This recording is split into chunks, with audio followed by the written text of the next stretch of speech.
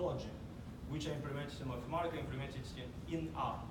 In R, there is something called pipelines. They're a relatively new fashion introduced, say, 2 years ago officially in the first RStudio conference here in Orlando, in one of the Gaylord something resorts or whatever. And so it has been almost fetishized. And so if you use any of these packages like dplyr, tidyverse, whatever, right, they do use the monadic pipeline. We're not exactly having a monad, but my implementation in R, and this is the version here, you can see that I'm actually following. It's a very similar setup. Instead of having this double arrow, which I have in Mathematica, I'm using this. I'm using this monadic symbol in Mathematica, right? I'm using double arrow. Anyway, why is this a workflow? Well, there are a couple of things here. But for example, you can see we start with some data, we echo the data summary, we make Quantile regression with some parameters. We will make another fit here, regression, risk-based regression. We plot the thing, what we have found so far, we plot outliers. And so if you see, this is the summary, this is the Quantile regression fit together with the least squares fit mean. This is what the summaries, the outliers are being found. So this is a typical workflow, very simple. But I'm actually interested in, of course, if I want to do this, hopefully, I don't know how. What is your data source? So if you, very good, and this is somewhat explained in the page here. Is it air pollution, which you did your PhD on, or another type of data? This type of questions come from people who haven't used Mathematica much. Okay. And sorry, I need to sell Mathematica also. Right. So Mathematica has functions like these functions, say financial data and weather data. Okay. And they're highly curated, very complete data of different things. I mean, there are a bunch of things, but for example, if you're interested in getting, say whatever kind of index from whatever. No, sorry. This is sorry, I thought this was financial data. This is weather data. This is a particular weather station, ideal weather station. We're looking for the pressure, and this is for, I think, for 1 month. You can specify, obviously, you can specify a range of temperatures and so forth. So the data which is included in the package, this QMon package, which is being installed with this, when you install this package here, right? It's the data.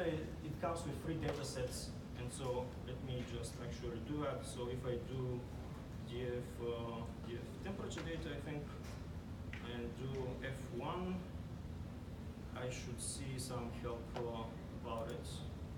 And this here is telling you where is this coming from.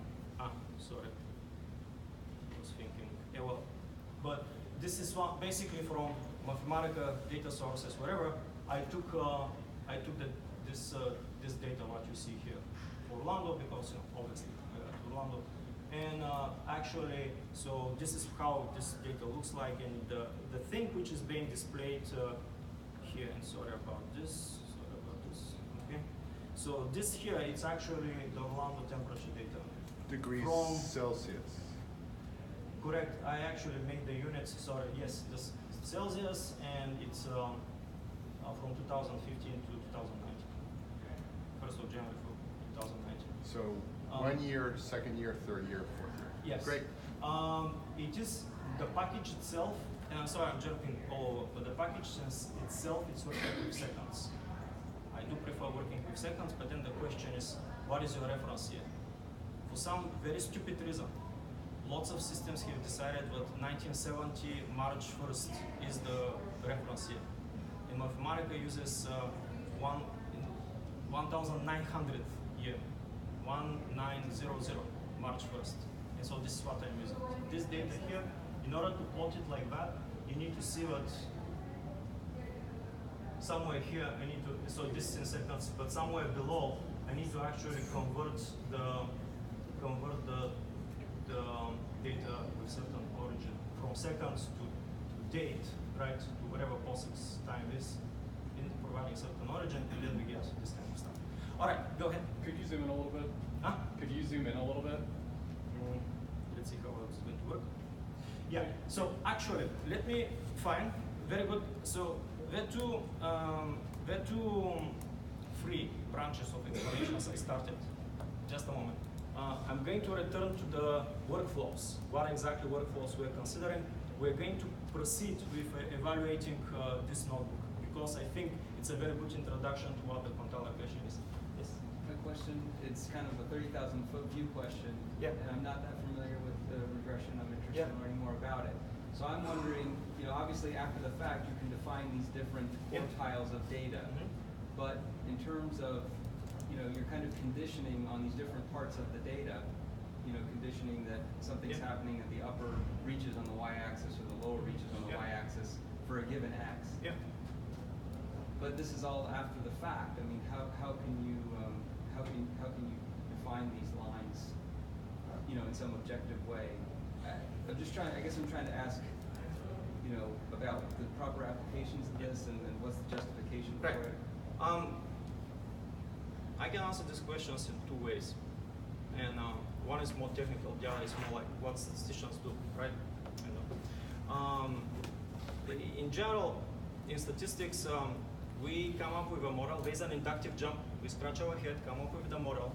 We try to see if we fit the model or data. Basically, we're using an optimization technique to extract parameters from this model. In terms of time series, when we deal with time series and we try to do some fitting, like think about, say, the middle line, one of these lines to be linear regression. We presumably, if our model is correct, we can subtract it, like the trend, the time series, and see do we have identical independent distributed variables, IED, right? And so if we do, by providing different tests, then we declare victory, or can be satisfactory enough. Right, so first of all, this actually, there are a fair amount of assumptions here. But in general, with Quantile Regression, I do expect to work with more data, first. And second, I don't need to do that because, and this is what this example is. And I'm going to go to the workflows. We're going to go through this example because of the question being asked. And at this point, I have a question. Which one is better? Should I use the notebook, which is here, or should I use the HTML version of it? And I'm going to show you the HTML version. This is the HTML version. I think the HTML version might win because it's better. So this is live. If you want, you can follow the evaluations with the notebook. But for this screen, for what we're doing right now, I'm going to use the HTML version of the notebook. All right. So I'm going to go to all this, but this here. So you see what I started with some temperature data. I'll put some number of quantiles here, wherever, right? Degrees of freedom 12. I compute the quantiles between 0.2 and 0.8, and then this separate the fractions is finding the fractions of points below the curves, right? So I would expect 20% of the points to be below the 0.2, 40% to be below 0.4, and so forth. So if I want, I can define Quantile regression like this. So I'm having some basis of functions. I put them in the data in such a way that when I use my quantiles, if I count the points, I have this separation. This can be seen as a major way of cheating, but this is how statisticians also see data scientists. In a sense, if you're dealing with data, you're doing statistics. What is the modern data science is just using more computer science-driven methodologies into dealing with lots of data. So here, you see, in a sense, I say no. My data is these data points. This is my universe. This is what this as is. I want to make this kind of fitting. And back to your conditional question. Now, because I have this Quantile regression curves fit, if I pick a point, say this point here, I can actually reconstruct the PDF or the CDF of the signal at that point. Notice something else here. This signal is heteroscedastic. This means that the variance it's not constant in time. The variance changes in time. Majority of the methods we are going to be applying in time series analysis, they do assume, homogeneity of these parameters. Yes, there are some techniques to try to elevate transformations and whatnot, but with Quantile regression, I don't need to deal with that. I can actually fit a bunch of curves and then do stuff. So to answer this question, imagine I have fit this 12 quantiles, right? I can do now exactly this, as I said. I can completely from these quantiles reconstruct the PDF and the CDF here. One possible application is to do, how well do you see this? Is to do simulations. So you can see here I'm doing multiple simulations. You see this command simulate. I'm doing multiple simulations of what I have found with these Quantile regressions. Over 1,000 points with regular grid 1,000 points over the time axis. This is what I get. Now, I mean, obviously, making a signal that looks like the original one, kind of, I mean, there's some kind of interesting examples with drift, without drift, simple signals. I mean, but this doesn't necessarily mean that you're actually following what it is. I can formally prove what they do, but what is the reason I'm doing this? As I said, I'm not a statistician. If this data science disappears, I'll be fine. I do operations research, which means optimization.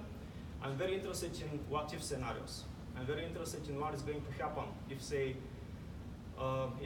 if I'm, say, dealing with the optimal distribution of fuel in gas stations, which I actually did for racetrack petroleum 3, 4, 5 years ago.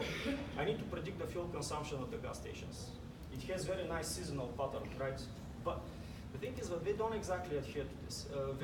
When you can apply this technique, it's only when you have quite a lot of stations of racetrack clustered geographically together. The law of large numbers kicks in. But even if I approximate the signals, kind of so what? I need to do the optimization. For me, it's very important actually. What is going to happen if the fuel is not delivered in time? If the fuel is being consumed too much because, I don't know, because of some,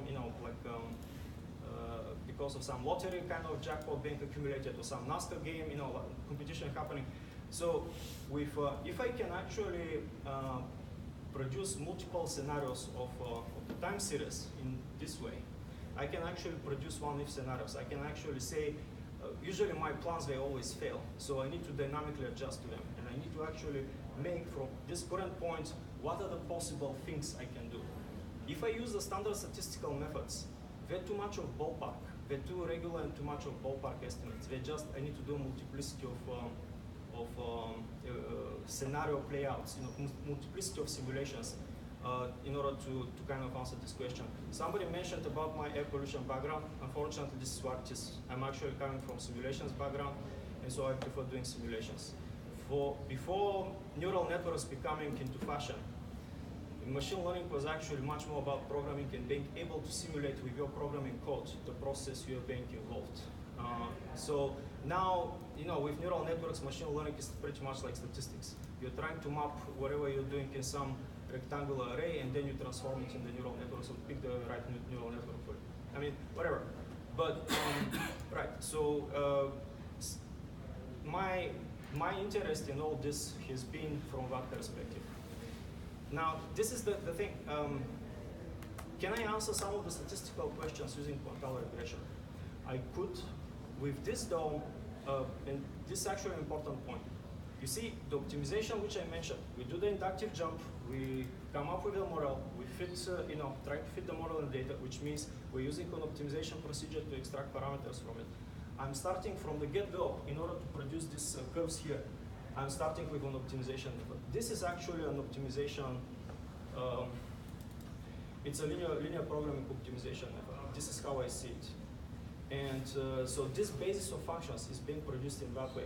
If you use least squares, there are some theorems, like, I forgot what, like some Gauss-Markov theorem or whatever, they guarantee that the least squares is going to give you optimal solution from optimization perspective. Very powerful, very good. But imagine that it's like Many of this is like when you have orthogonal bases, it's kind of a little bit like that. Imagine you don't have orthogonal basis. How are you going to do something like singular value decomposition or topic extraction or whatever? This is a little bit in that regard. It's very similar in that regard. I actually directly deal with the optimizational methods. So I do the optimization, so to speak, beforehand.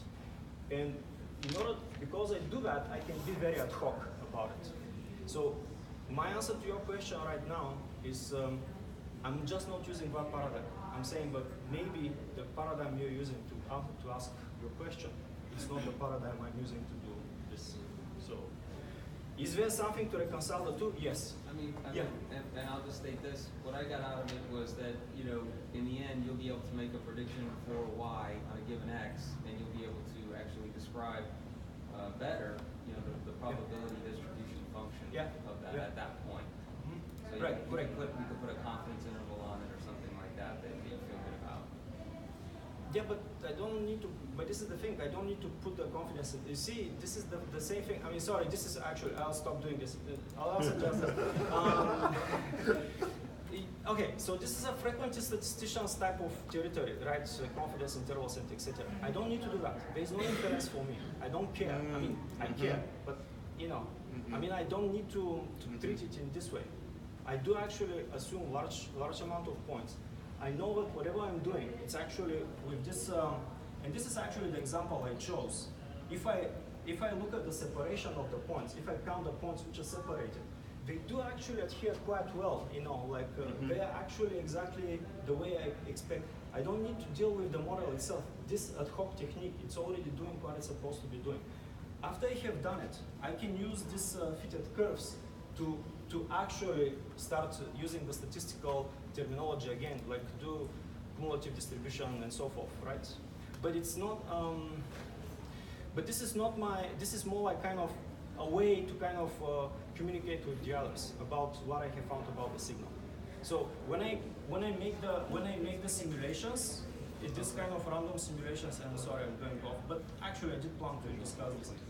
When I'm basically looking in the probability, if I'm at this point, say I'm at this point, what is the probability my next point to be here, or to be here in this, separated bands between the quantile regression? I have a direct estimate about this. I can use the CDF to do that. There's some, yes? Sorry, when you finish. All right, so I would like to kind of go through the examples here if possible, and if not, I'm not sure how many people are following this, and if not, we need to discuss. In some sense, I didn't want to go too much into theoretical discussions. I actually wanted to give people quantile regression at their fingertips kind of experience, which means actually we need to discuss the programming design. So, how are we doing so far? Doing good. All right. Go ahead, tell me. Okay, so big picture, this is less about modeling, and this is more about presenting data. Is that You get it wrong. It's about modeling, of course. I have modeled the data. And I'm telling people, I have modeled the data. I do have models. I do have the quantile regressions. I can reconstruct it at all points. So. Gotcha. So if I'm at work, when would you see a data set and say this is a good solution for this data problem? Basically, what is the use case? Well, right. This is part of the examples we're going to be looking at, right? But basically, I would say, everything you do right now, if you're using least squares, you're probably doing it wrong. Why? It's the same for the same reason how mean is a biased estimator. You'd rather use the median. This is exactly that. Quantile regression. Quantile regression gives you the median of the functions. This is a much more robust estimator than anything else. If you have some of these points, actually, let me do here something. If I do say quantile regression robustness, right?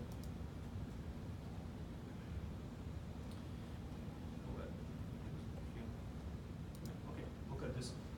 So, what is least squares going to do? Least squares is this green line, but it's wrong. So, I can bring a lot of examples like this, in which actually using quantile regression you are better off, because my quantile regression at 0, this corresponds to the median. It's exactly more or less where I expected, if you look at the previous, if you look at the same signal without that, it's more or less in the same, it's in the same location. My point is, if I just move some parts of the points, you know, there is not going to influence much. Again, the analogy with the one-dimensional mean and median holds. And thank you, I should have mentioned this from the get-go. So this is one of the reasons to do quantile regression. It's a much more robust estimator for whatever you do. So, all right. So, how many of you know about monads in monadic programming? Okay. This is important. Why the pipelines are being used and why we're using this. Actually, you see, instead of me trying to convince you, I do not put Spotify. Okay, let's do this. So,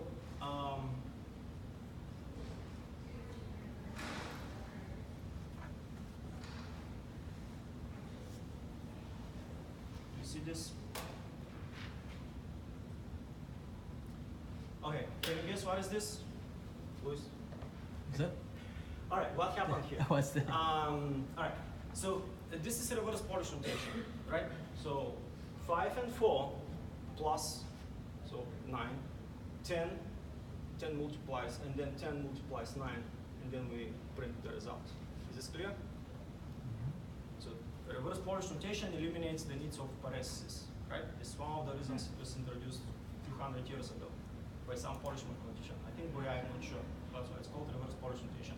Some of the original symbolic calculators, for example, were based in the reverse Polish notation because they, you know, many of the computations was simpler. So what is happening here? This thing 5, it's not number. It's actually a function which places the value 5 on an argument, which is a stack. Now the next symbol 4, it's another function which places the value 4 on top of the argument, which is a stack. So we have a stack. This is our argument. These are functions. Plus takes the top two arguments, top two elements in the stack in the argument, which you know, 4 and 5, adds them and replaces it on top. So it becomes 9. 10, you know, is another function which places the value 10 on top of the stack, and then multiply is the one which again takes the top two values in the argument, multiplies them, places them on top of the stack. P gets you out of the monad and prints the result. This is a typical thing you do in the mathematics. Like say if you do Fourier analysis, what do? You transform your signal into some space. In this space, you can use the equalizer type of perspective, like dampen some frequencies, whatever. Then you compose it back and you put it back in the physical space. So this monads here, the monad design, it's more or less exactly that. So when I'm discussing this monadic design, when you see this is exactly what is happening. I do have some way of taking my data and lifting it into the monad. Into the monad, I use these operations. All these kind of operations you saw earlier, Q, mon, whatever, right? All these operations here, like I shouldn't have switched, but all these operations here, Q, mon, quantile regression, plot, whatever, they're basically monadic operations. And so at some point, after I'm satisfied with what is happening in that monad, I need to project or take something back from it. And so this is what is happening with this operation here, take. So this is not exactly how the pipeline functions in R, right? The way it is implemented by RStudio currently work. The pipeline symbol is actually that. It's a pipeline symbol. It's not a monad. This is actually a true monad. One of the advantages of using monads is that your code has algebraic structures in it. If your code has algebraic structures in it, it gives you quite a lot of flexibility to do stuff. One of the easiest things it's very easy to digest, so to speak. We're making a domain-specific language which allows us to specify the quantile regression workflows very quickly, basically at your fingertips. This is the main idea behind this. I actually have maybe, let me see. There's an example here somewhere. Yeah, let me try this one here. So I'm going to do this, and and this actually might take a while. But what is happening here? Imagine what. Sorry, I need to zoom, I guess. My end game is actually not making monads. It's actually making conversational agents for different machine learning workflows. And so you can see here, but this I mean, when at some point this is going to evaluate. But basically, right. So what is happening is that this actually executed the monad, right? So these operations here. This is if I just show you here, if I do this. So this, whatever it was behind it, right? It was rewritten in this monad pipeline. So, I mean, I'm not sure how clear it is. So I'm evaluating this in place, but then I can actually execute this again. So what is the benefit of this? If your code has algebraic, your code itself has algebraic structures, you can do easily manipulations like this. And so, for example, if I want to make a conversational agent for quantile regression workflows or time series analysis, you know, with the frequentist statistician's ideas included. One way to do it is with monadic workflows. I'm not going to dwell too much on this, but this is why I consider this to be important. This is why, you know, this is actually quite beneficial. This is why it is fetishized by the RStudio community. You can say the original design of R is very arcane. R is a very arcane language, the original one, actually. And you can say that RStudio is saturating the our ecosystem with libraries which use this domain-specific languages using the pipelines, etc. So, all right. Anyway, let's. I don't want to go too much through the programming anymore, but I do want to explain how this quantile regression monad, the implementation I have, is working and it's doing the quantile regression workflows. And this, after this explanation, I would like to take a break for like 5 minutes. And then we're going to finish, you know, with the second part of the talk. All right. So the QMon unit. This is the thing that being uplifts into the monad. If you look at what this QMon unit is, and I'm going to switch to. Actually, let me do this. It just produces a list of things. Is this better? I don't know. Anyway. I assume people who deal with R here, they do know what is S3 and S4 objects. Have you encountered this? So R has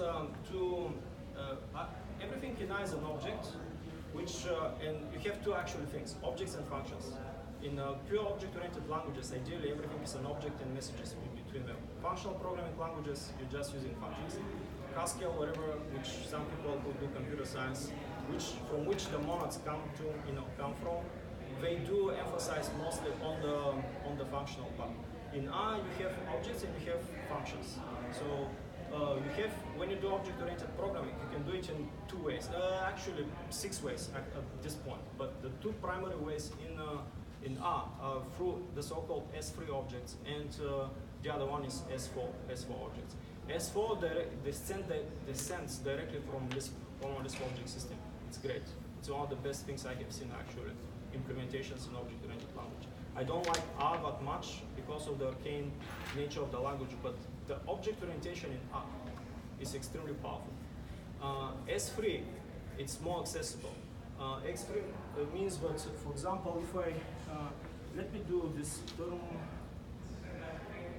Okay, again, people who have done, do you understand what is the difference here between terms and terms formula? All right, let me explain. I need to explain this because I feel I should at this point. So if I do a formula, right?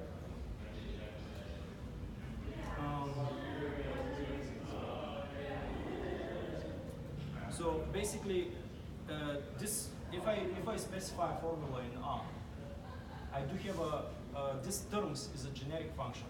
Terms itself, if I call the help browser for it, right? It's going to tell me what's a generic function about.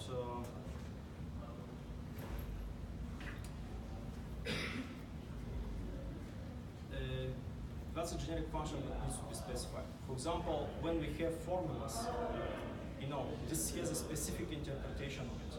What is happening is that this object here, which I made initially, this here, if I assign this to a variable f, right? If I do f like this, or if we do class f, this is going to tell me that the class is for loop. So this class is being next to the function terms with a dot, and that's why we have this terms dot formula, right? So if I have this terms, this is an important design. What did I do? I'm sorry, I pressed the button. But anyway, this is an important specialization. So if you have different objects in R, if they have the attribute class associated to them, which is say here, right? Then you can add to the generic functions. You can write specific extensions that deal with these objects, putting this dot and putting the name of the class here. So I'm sorry, this might be a little bit too much information. And actually, I don't particularly use that right now in these packages. But the packages, if you're writing packages in R, this actually, you need to decide first how do you write it. Do you write it with object orientation? And then if you write it with object orientation, what kind of objects you're going to use. So here, QMon unit, it's actually, if I call it here, and this is supposed to work. So if I search for it, it is actually going to tell me that what's an S3 mod object. This is actually quite important for, like, say, different functions in deploy and etc. When they work, this is how they get specialized. If you, the statisticians, I guess, you might have used zoo or TS. These are the packages for time series. If you load these packages, like say plot is going to be specialized. It's going to have plot.ths or plot.zoo in order to have a special implementation of that functionality. So anyway, this is what this is. I shouldn't have spent that time on this for whatever reason. I thought it's important. So here, I'm making the monad object, and I'm taking the temperature here. The reason I loaded, I don't need to replace the names, but I wanted to avoid some messages when I'm putting this into the HTML document, and that's why this is happening. Quantile regression, I'm not going to, this here is, I'm having a default basis. One of the reasons I'm doing this monadic pipelines is that I want to save typing. I want to save code. I don't want people to type too much. And one of the ways is to actually have some predefined function bases to use to fit. And this is a basis of this points. So in general, this is the advantages of the languages you use. You use certain language because of the things you don't need to type in. You don't need to explain. So one of the purposes of this monad is to do quantile regression fits as quickly as possible. Here, when I do the plot, instead of using ggplot and some other kind of specifications, I can just plot this. I want to plot the data with the quantile regressions. This here, it's computing the fractions. Not important. This is actually, I don't think you'll ever use it. It is used in some of only in the simulations, and I'm using it here in order to describe what's going on. The take value, this is, here you can see value, all of these monad objects, they need to have a pipeline value. This is the value which is on the head. When I was using this here, when I type P, the value was the top element in the stack. So whatever kind of monadic structures you're dealing with, there's always an interpretation of what is the current value in the monad. If we discuss neural networks, that's why I say you have packages called TensorFlow and etc. They work exactly like this. We have linear layers, we have whatever layers. Let me actually show an example here. Yeah, okay, so for example, you see I have some net chain here, right? So I have an input tensor, etc. They all kind of go in, they actually form a monad. I have a monad of neural network layers. And that's why they're called, like TensorFlow, whatever. But basically, there's always some kind of the current monad value and how we're going to kind of connect to it, or what is the value of it. So anyway, this is what I wanted to probably discussed so far, and I have to say we don't have that much time to do, and I don't think anyone did examples, but just to kind of clarify, the onboarding of the data, it's very important. And so if I do this right now, I mean, this is going to tell me what, look, we're expecting the time to have data to have columns, time, and value, and right now, you have time and temperature. So we're going to replace time and temperature with those, whatever. I do actually prefer to have explicit, to explicitly say what's going on. Now, if I do this, if I decrease the number of quantiles, right, then I'm getting something else. Now, this is actually goes back to the modeling questions. How do you actually find what is the right degrees of freedom for this? And then when you decide to stop experimenting with how many degrees of freedom, this is specific for the B-splines fitting. And so, but imagine you have used a bunch of sinusoids or like Fourier analysis. You can also use that to do the fitting quantile regression. So when you decide what you need to stop, experimenting with this and what is a good fit, because I can very easily overfit this if I do 40, right? I mean, you can start with it, so I'm not sure how well can you see it. Do you see it? It starts overfitting, right? You see this? This is a clear indication of I'm not sure how well it's being. But yeah, it's basically the signal is being overfit. Sorry, switching to Mathematica here. But here in Mathematica, I did use a neural network to overfit, but you see, with this neural network, I overfitted what's going on. So anyway, after the break, I'm going to discuss some analogies with between the overfitting when we stop experimenting with the basis and so forth.